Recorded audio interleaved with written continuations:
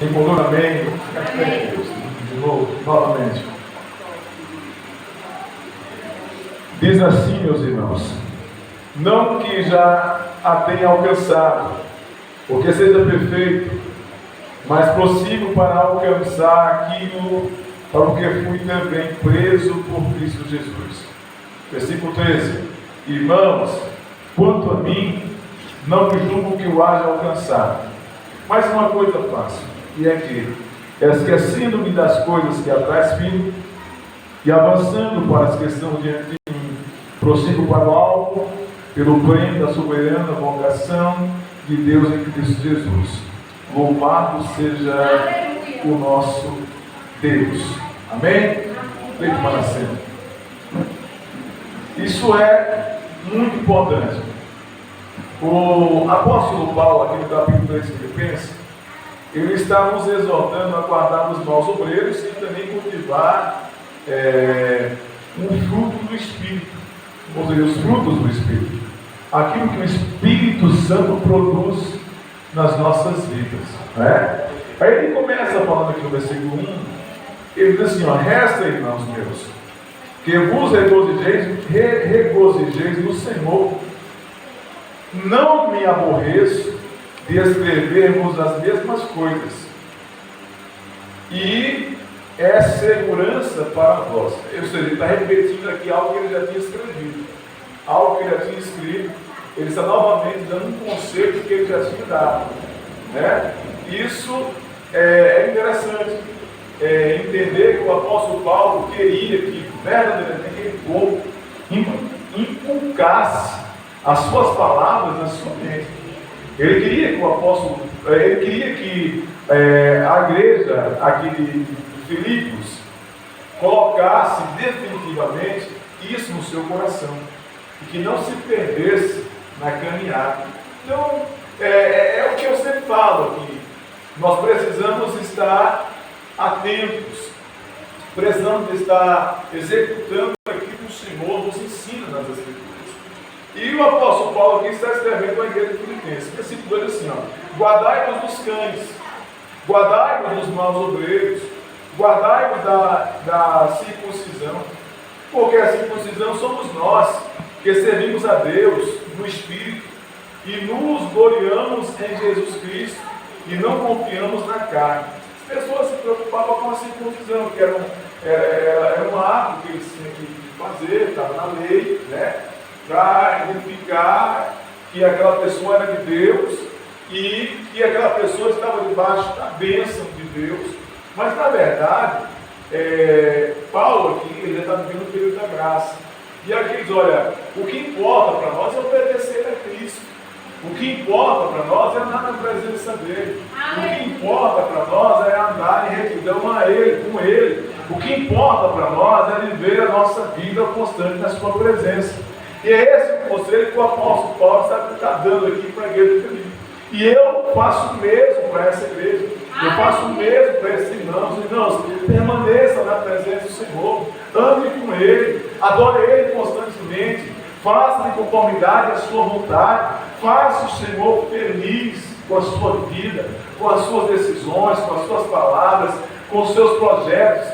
Faça sempre o Senhor feliz, né? E o Senhor vai estar alegre conosco. E está escrito da seguinte forma, que a alegria do Senhor é a nossa força. Então, se o Senhor estiver alegre conosco, com as nossas vidas, com as nossas atitudes, com os nossos projetos, com aquilo que fazemos, aquilo que executamos em casa, executamos no trabalho, executamos na rua com as pessoas. Se o Senhor estiver feliz conosco, né, nós receberemos da parte dele força. Força para vencer as dificuldades, força para vencer os problemas, força para vencer as tentações, força para vencer as investidas que o inimigo ele vai estar lançando contra as nossas vidas. Versículo 4. Ainda que também podia confiar na carne, se algum outro cuida que pode confiar na carne, ainda mais eu. O apóstolo Paulo está fazendo menção aqui daquilo que ele tem de conhecimento, né? O apóstolo Paulo, todos os irmãos aqui sabem, o apóstolo Paulo ele era poliglota, ele falava mais de uma língua, né? Ele falava mais de uma língua. Né? E outra coisa, ele era um homem muito instruído, ele era eclético, né? Ele era teólogo, ele era da corte farisaica, ele pertencia a todos os fariseus, era um homem instruidíssimo, era um homem de uma capacidade intelectual extraordinária. Então o apóstolo Paulo, olha, tem pessoas que se preocupam com isso, confiam no braço, confiam no conhecimento, confiam naquilo que ele tem.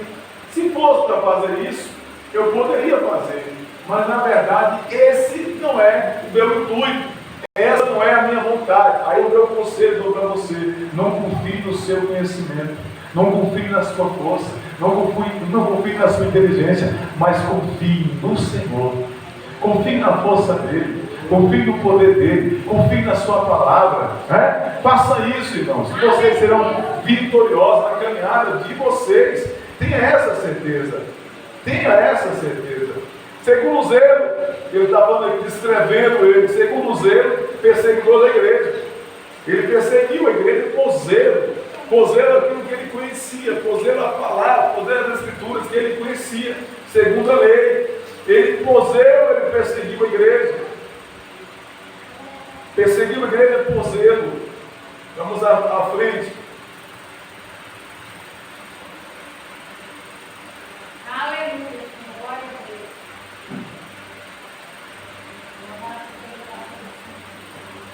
Versículo 6, não é isso? Segundo o zelo, perseguidor da igreja, segundo a justiça que há na lei, irrepreensível. Ele fazia isso porque a lei lhes dava autoridade para isso. Mais do que para mim era ganho, reputei por perda por Cristo. E na verdade tenho também por perda todas as coisas, pela excelência do conhecimento de Cristo Jesus, meu Senhor, pelo qual sofri a perda de todas as coisas, e as considero como esterco, para que possa ganhar a Cristo. Então o apóstolo Paulo está dizendo aqui para nós aqui o seguinte: olha, tudo que eu construí, tudo que eu adquiri, não é importante. Não é importante. Os meus títulos, os livros, a autoridade que eu recebi, o patrimônio que eu conquistei, não é importante. O importante é Cristo. O mais importante é Cristo. O importante é Jesus. Ele é que é importante nas nossas vidas. Na semana passada eu ministrei aqui e falei o seguinte: olha, quando uma pessoa morre, não se leva um caminhão de mudanças atrás. Nós não levamos nada depois que nós morremos. Mas uma coisa, meu irmão, nós podemos levar.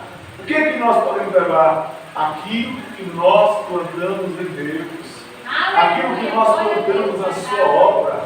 Isso é intransferível. O meu testemunho de vida, olha, meu irmão, a minha andança, a minha caminhada com Cristo, a minha observação à palavra, a minha retidão no serviço do Senhor, isso eu levo, porque quando chegar lá, o que vai abrir as portas para mim são essas coisas. São essas coisas que vão abrir as portas para mim entrar nas mansões celestiais. Aleluia, glória a Deus. É a minha vida de obediência na presença do Senhor. São essas coisas que nós estamos guardando em Deus. Esse é o tesouro que nós estamos guardando no céu, né? Não é isso? Não guardar tesouro na terra, onde a traça e a ferrugem tudo consome, onde os ladrões minam e roubam, mas guardar tesouro, ou seja, juntar tesouro no céu, onde nem a traça e nem a ferrugem consome, e nem os ladrões minam e roubam. Lá não tem como. Meu irmão, se estiver juntando alguma coisa de Deus, ninguém vai tirar da sua mão. Ninguém vai tirar de você. Se existe alguma coisa que você estiver fazendo em Deus, ninguém te toma, ninguém te tira. Glória a Deus, Ninguém te tira. Ninguém te tira. Isso é extraordinário. Isso é tremendo, meus irmãos. Isso é tremendo. Louvado seja Deus. Versículo 9. Versículo 8. Na verdade, tenho também por perda todas as coisas, por excelência, no conhecimento de Cristo. por excelência, do conhecimento de Cristo. Do conhecimento de Cristo. Jesus, meu Senhor, pelo qual sou filho a perda de todas as coisas. E as considero como esterco para que possa ganhar a Cristo. Ou seja, adubo. Adubo. Uma planta precisa de adubo. Ela precisa de adubo para ela sobreviver. Para ela permanecer de pé, não é? O apóstolo Paulo da mesma forma. Essas coisas são como adubo para mim, para que eu permaneça de pé. Glória a Deus, Para que eu aleluia. permaneça na presença do Senhor. É isso que serve, é para isso que serve. E seja assado nele, versículo 9. Não tema a minha justiça, que vem da lei, mas a que vem pela fé de Cristo, a saber, a justiça que vem de Deus pela fé, para conhecê-lo e a virtude de sua ressurreição e a comunicação de suas aflições, sendo feito conforme a sua morte, para ver se de alguma maneira eu possa chegar à ressurreição dos mortos. Então o apóstolo Paulo aqui, ele faz menção da morte de Cristo, ele faz menção das aflições de Cristo, das dificuldades de Cristo, ele faz menção da cruz, versículo 12, não que já tenha alcançado, ou que seja perfeito, mas prossigo para alcançar aquilo, para o que fui também preso por Jesus Cristo. Aleluia. Ele foi preso porque ele começou a pregar o Evangelho, né? Como é a história do nosso missionário Manuel de Melo, foi preso 27 vezes por pregar o Evangelho.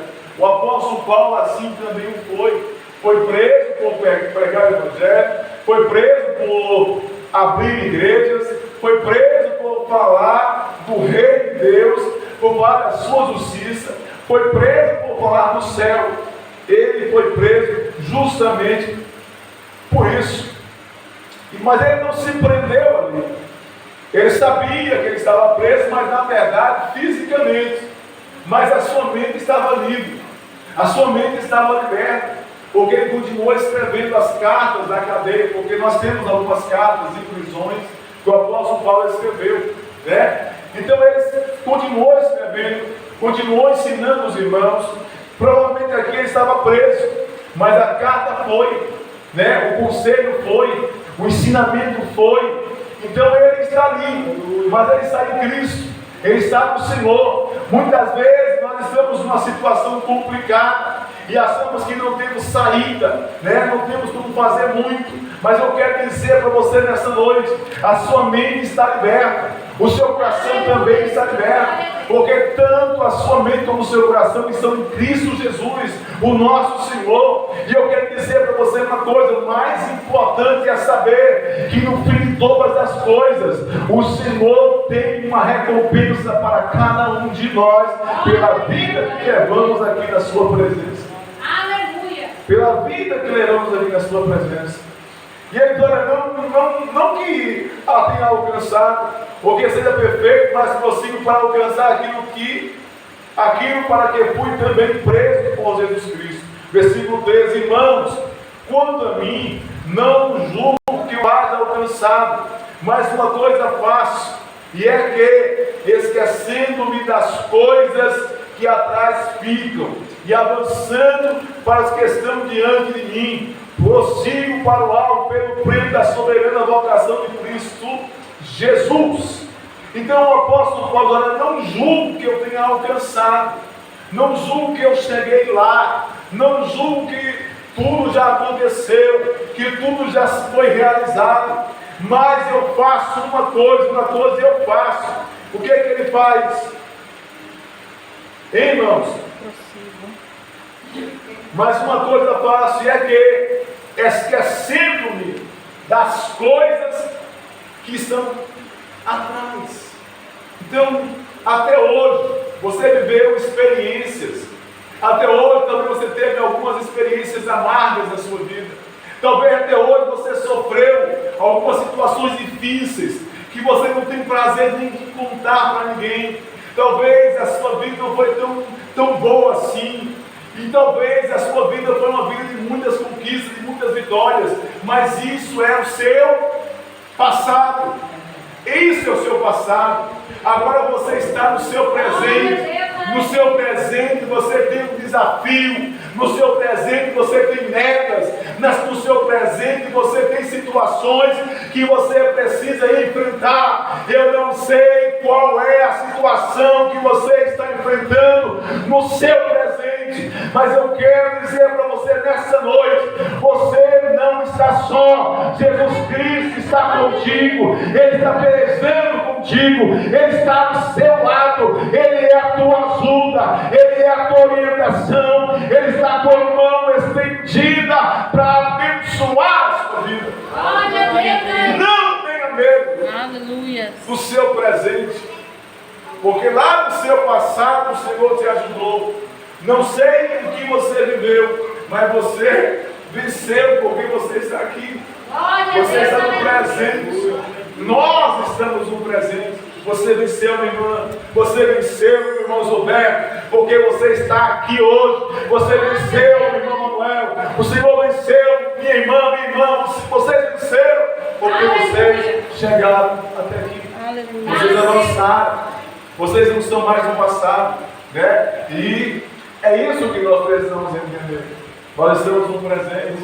O apóstolo Paulo sabia muito bem onde ele estava e o que o Senhor fez na vida dele. E ele continua falando: olha, esquecendo as coisas que atrás ficam, avançando para as que estão diante de mim.